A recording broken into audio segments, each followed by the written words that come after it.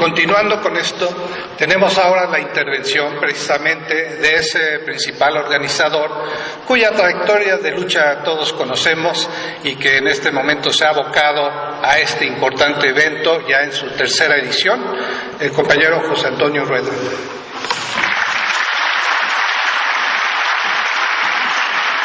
Miren, creo que a las fechas importantes de este país, como es el asunto del 20 de noviembre, el 18 de marzo, el 5 de mayo, el 27 de septiembre de 1821, cuando se consolida la independencia, a todas esas fechas, hoy agregamos una nueva fecha de enorme trascendencia, el 1 de julio de 2018. Esta fecha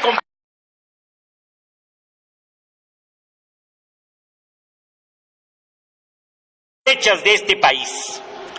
Pero, compañeros, tenemos un pendiente de enorme magnitud. Aún no sabemos cómo se va a inscribir esta fecha después del 1 de julio.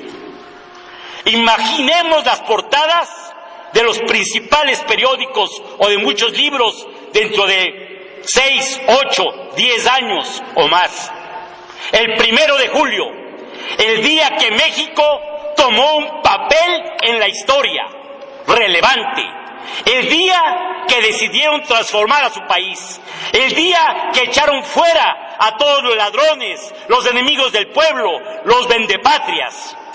Esta es una posibilidad, compañeros. Pero hay otra posibilidad que puede salir en esos mismos periódicos y por esa misma fecha. El 1 de julio de 2018.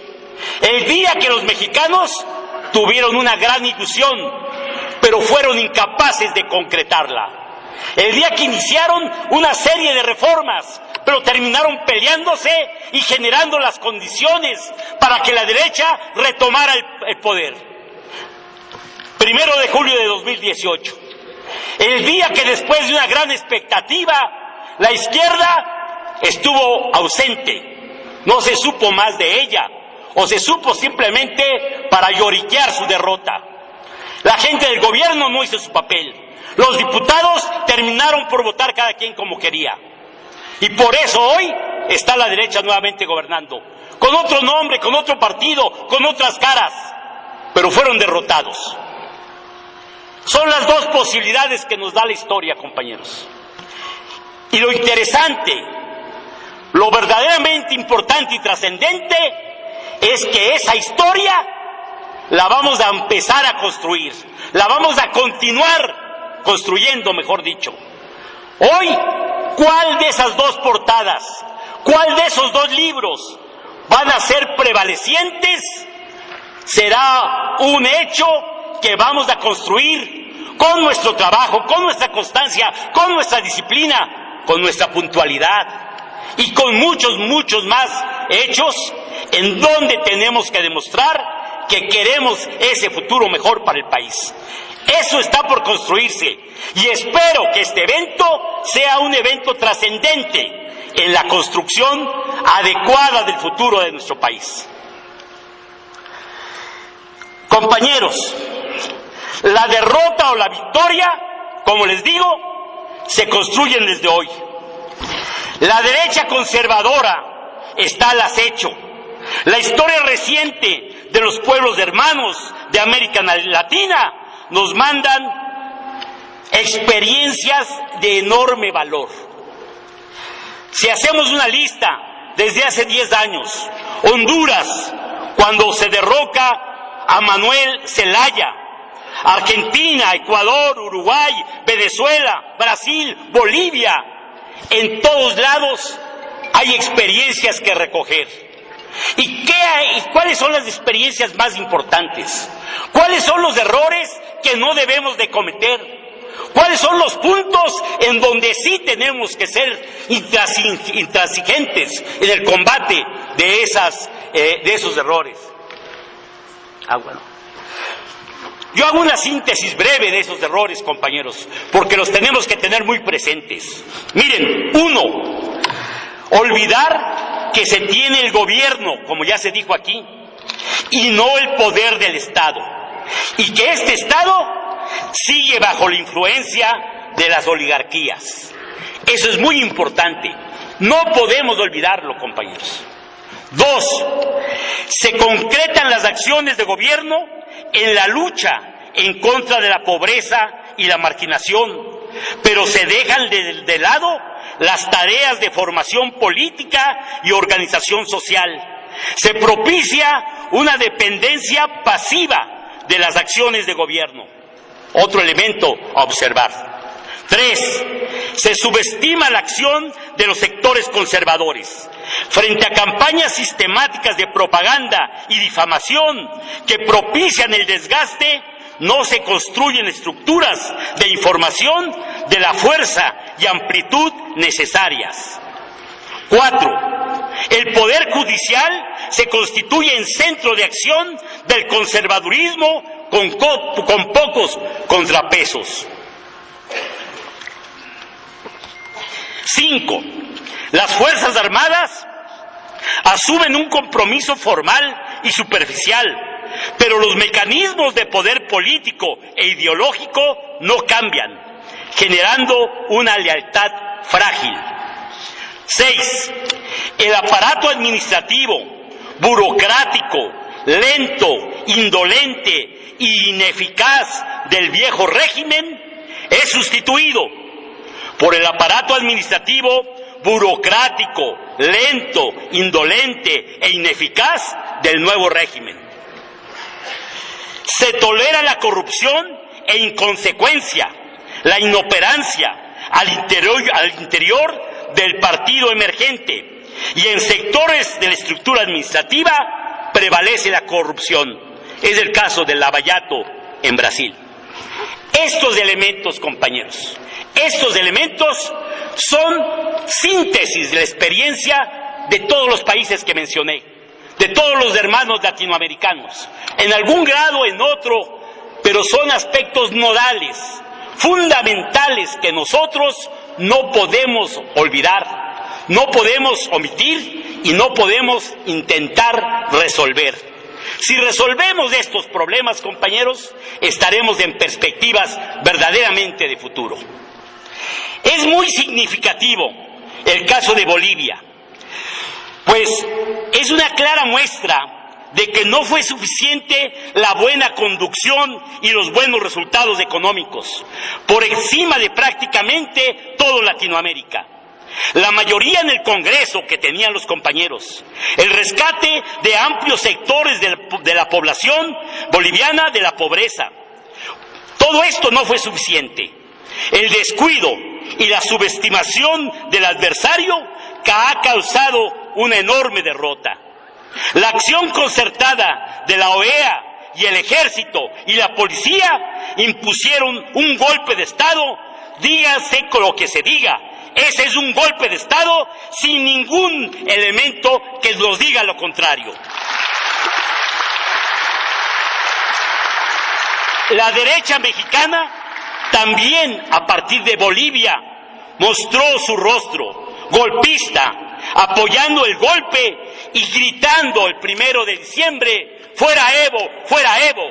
Nosotros sabemos que ellos quisieran gritar, ¡fuera AMLO, fuera AMLO! Pero se van a quedar con las ganas, compañeros. Bolivia es una enseñanza nítida que tenemos que observar. Se desenmascara la derecha internacional, rompen con toda legalidad, crean brigadas terroristas para intimidar a la población y a los funcionarios y a sus familias en complicidad con la policía y el ejército. Imponen sin ningún sustento de legalidad a una títere, solo con el respaldo de los militares golpistas. Y esconden con gran cinismo una narrativa que la de ellos pasa a ser inverosímil, pero que se impone a fuerza de represión. Esa es la realidad que nos enseña también esta experiencia. La derecha mexicana no tiene principios democráticos, no tiene congruencia democrática, no tiene respeto por la ley. ¿Cómo es posible que aplaudan el golpe en Bolivia. Lo mismo harían aquí si tuvieran la oportunidad. Es la oportunidad que, insisto, no les debemos de dar. Pero en México, compañeros, ¿cómo llegamos a este punto? A este 1 de julio. Hay 3 causas fundamentales que no podemos olvidar.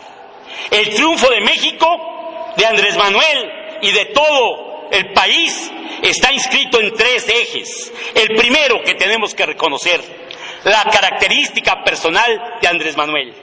Un hombre tosudo, perseverante, valiente, constante.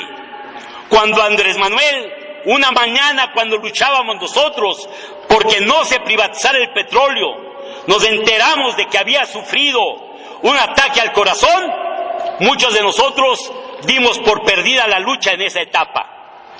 ¿Quién nos iba a decir? Y si nos lo dijera, ¿quién iba a creer que ese hombre, después de ese ataque al corazón, iba a regresar con renovada fuerza, trabajando 12 o 14 horas diarias, con perseverancia, constancia, recorriendo el país, dando una conferencia todas las mañanas? Cualquiera que nos lo hubiera dicho, hubiéramos dicho que era un soñador o un mentiroso. Y sin embargo, eso tenemos. Gracias a esa tosudez se ganó la presidencia de este país. Pero no solo eso. La segunda causa, compañeros, la política antipopular impuesta por el neoliberalismo. Tenemos que señalar que esta fue una causa fundamental de estar sistemáticamente agrediendo al pueblo de México. Y esto generó un fenómeno enorme del cual no hay que perder de vista. Mucha gente optó por un cambio. Mucha gente optó por votar por Morena y sus aliados, por votar por Andrés. Pero como bien nos lo recordó nuestro amigo también, Pepe Mújica, cuando dice, no es que México se haya vuelto a la izquierda, es que la política de la derecha impulsó el crecimiento de la opción democrática, transformadora y nueva. No podemos perder esto de vista, porque millones de mexicanos que optaron por la opción de Andrés Manuel están esperando resultados, están esperando soluciones. No podemos pensar que ya todo es miel sobre hojuelas, compañeros. Esto es muy significativo de tenerlo en cuenta en nuestros análisis. Y la tercera causa, que tiene que ver mucho con este evento en el cual hoy estamos presentes, la lucha histórica de la izquierda mexicana. Una lucha que, por decirlo menos, arrancaría en la visión más cercana desde el año de 1958-59 con la lucha de los ferrocarrileros, que se ve continuada en el 65 con la lucha de los médicos, en el 68 el movimiento estudiantil popular, en los 70 con las 2 grandes vertientes de la lucha en México, la causa guerrillera urbana, la causa guerrillera rural y la lucha por construir, sin ir a las armas, un México mejor a partir de un trabajo sindical constante, disciplinado. En muchos de ustedes está la memoria de aquellas fábricas, porque muchos de nosotros, siendo estudiantes o siendo gente del ámbito popular, nos encontramos en las puertas de las fábricas en aquella época. Cinza y Cifulsa, Nemoglass, Acermex, Vidrioplano, Duramil y muchísimas fábricas y muchísimos ámbitos populares más, donde fuimos artífices para cambiar las cosas en este país. En el 79 se da un cambio muy significativo, porque se hace la reforma electoral que impulsa quizás uno de los elementos más brillantes, más pensantes del PRI de aquella época, Reyes de Heroles. Se da la reforma que posibilita que la izquierda nuevamente pueda participar electoralmente. Pero ahí quiero hacer un énfasis muy claro. Muchos compañeros dicen, todos los de los 70 que luchaban en las fábricas fueron derrotados. Los del 68 a la cárcel o exiliados fueron derrotados. El movimiento guerrillero, que solamente la más radical derecha no puede ver valor en aquellos muchachos, muchachas que ofrecieron su vida por un cambio en este país, no les puede reconocer valentía. Claro que eran valientes, compañeros. Como valientes éramos todos los que teniendo una gran adversidad, nos jugábamos todo para transformar este país. Claro que éramos valientes, claro que ellos también lo eran. Pero dicen que fuimos derrotados. No, compañeros, no fuimos derrotados. Si no hubiera sido por la lucha de todos esos años, jamás hubiera habido la posibilidad de que en este país se abriera la perspectiva electoral. Ellos hicieron una reforma no porque quisieran, no por buenas gentes, no por sentido humanista o democrático. Lo hicieron porque sabían que esas guerrillas, esa lucha en las fábricas, esa insurgencia sindical, ese movimiento estudiantil organizado, ese movimiento popular que llenaba los zócalos de la Ciudad de México y del país, se iban a multiplicar. Por eso abrieron la válvula. Y esa válvula fue la lucha electoral. Y nos arrancamos, compañeros. En los 80 empezó tímidamente el Partido Comunista Mexicano, el Partido Mexicano de los Trabajadores, el Partido Revolucionario el PRT, Partido Revolucionario de los Trabajadores, ¿verdad? El PRT, ¿sí? Bueno, todos con sus experiencias electorales. Algunos como partidos, otros en alianza. ¿Sí? Nos conjuntamos algunos con algunos partidos para tener, por ejemplo, a la señora Rosario Ibarra de Piedra en 1982 como candidata a la presidencia de la República. Y también, como en la etapa pasada, acumulamos derrotas. Pero acumulamos derrotas para llegar finalmente a un triunfo indiscutible. El triunfo electoral en 1988 del ingeniero Cuauhtémoc Cárdenas Solórzano. Ese fue un mérito de toda esa izquierda. Y cierto que no nos lo reconocieron, pero también es cierto que al igual que las supuestas derrotas del pasado, ese fraude empezaba a abrir las puertas para llegar a triunfos posteriores. Los 90 son una lucha permanente en el ámbito electoral y disminuye las luchas sociales sin desaparecer. Quiero hacer mención, por ejemplo, del zapatismo. Creo que fue un movimiento muy importante, creo que fue un llamado de atención muy trascendente. Desgraciadamente, desde mi punto de vista, compañeros, fue una crónica de esperanza y de extravío. Pero al margen de eso, lo importante es que esas luchas continuadas nos llevaron a ganar como PRD, y aquí quiero hacer un paréntesis. El PRD, como todo fruto o como toda creación de la naturaleza, tuvo dos etapas por lo menos muy marcadas. La etapa en la cual fue punta de lanza para la transformación de este país. Y hubo muertos, y hubo represión, y hubo dificultades para su crecimiento, y la etapa en la cual, por desgracia, se pudrió por dentro. Y hoy, como toda cuestión que se pudre, está en donde debe, en la basura. Pero no quiere decir que no haya tenido un mérito en la primera etapa. Gracias a esa lucha del PRD y los que estaban en el PRD, se gana primero la Ciudad de México con Cuauhtémoc Cárdenas Solórzano, y en un segundo momento, en la siguiente elección, se gana con Andrés Manuel López Obrador. Esto es una lucha continuada.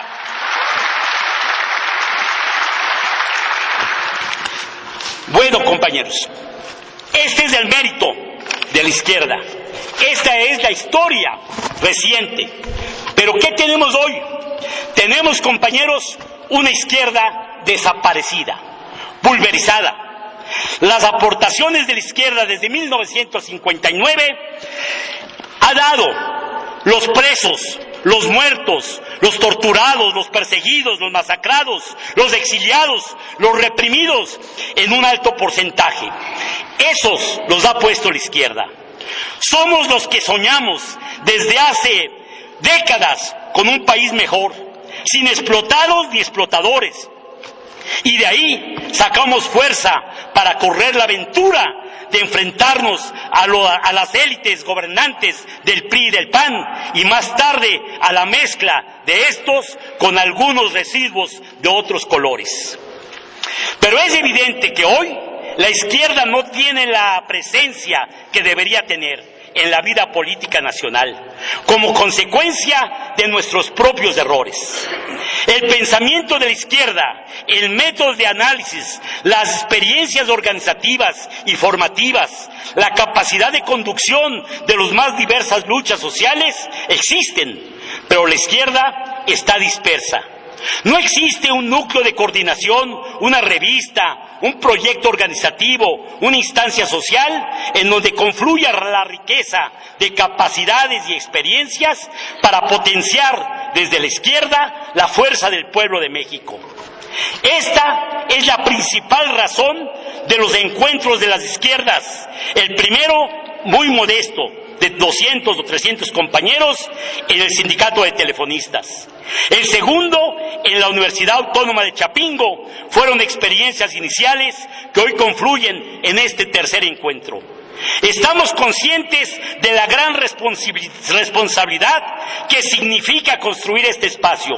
Nuestras aspiraciones son enormes. En conjunto con todos ustedes, pretendemos rescatar la capacidad analítica del pensamiento de izquierda, superar sectarismos y confrontaciones estériles, construir un espacio en donde se discuta con claridad, sin concesiones, pero poniendo en el centro los intereses de las mayorías de este país.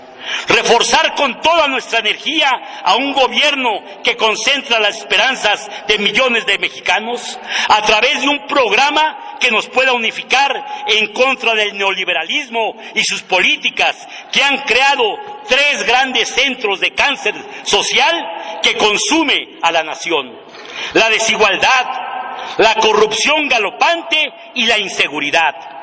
Recuperar autoridad y respeto para la izquierda mexicana, apoyando con reflexión, organización e iniciativa al primer gobierno de la Cuarta Transformación, pero recuperando a la vez nuestras fortalezas críticas para reforzar las iniciativas que se toman desde el gobierno, a la vez que contribuimos a los procesos de reflexión, análisis y construcción de nuevas alternativas. Se ha ganado el gobierno, compañeros, pero existen múltiples centros de acción que articulan el poder de un Estado conservador, que aguardan el momento para actuar y cancelar esta experiencia.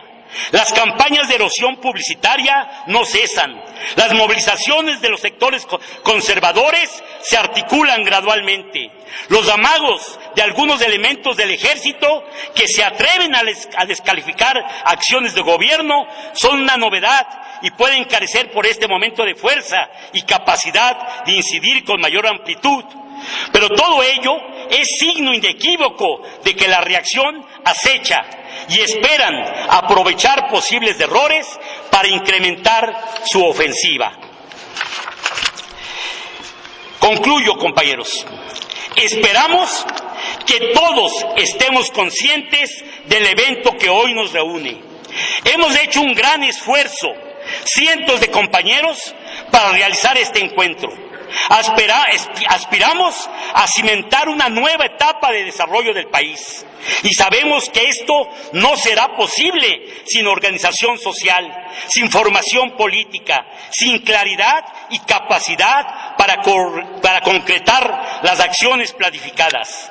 Y para ello se requiere una estructura militante que sea centro de articulación de esa alternativa. Y esta, para ser exitosa, deberá estar formada por la izquierda de manera significativa, la cual viene de una gran tradición. Sería imperdonable que por perseverar en errores y métodos de trabajo incorrectos, como el sectarismo o la sobreideologización, no construyéramos la unidad de una amplia franja de las izquierdas. Debemos dejar atrás y rápidamente la etapa de dispersión para generar las condiciones de existencia de una izquierda que, sin ocultar sus diferencias, se constituya en un referente a la altura de las necesidades de la nación. Muchas derrotas nos esperan si no somos capaces de traducir las consignas unitarias en actos cotidianos que contribuyan desde ya a ese propósito.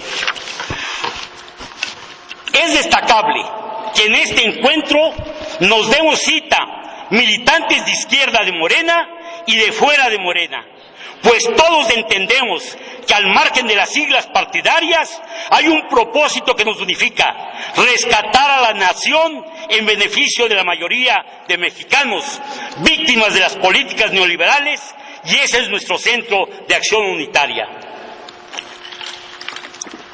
Concluyo, compañeros.